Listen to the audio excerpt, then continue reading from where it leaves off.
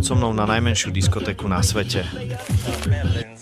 Serus pri ďalšej časti cestovateľského debilníčka z hlavného mesta krajiny, ktorej kedysi šéfoval bajuzatý maliar. Dneska vás zoberiem na diskotéku, kde nenájdete žiadnych steroidových lekárov, čo sa vás non-stop pýtajú, jaký máte problém.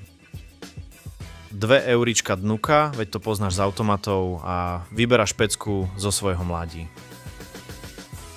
No a potom už len nadých, vydých a ideš trsať.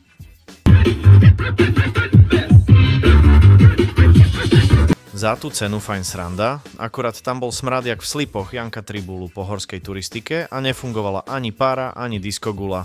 Každopádne, keď už budeš pri Berlínskom múre, odbehni aj do Holzmarktu, kde nájdeš tiež jednu teledisko, sen každého voliča PSK, kde to voňalo jak v Snoop Doggových pľúcach, a keď ste fanúšikom aut, tak toto miesto je aj LPGTDI pozitív, auf Wiedersehen pri ďalšom videu.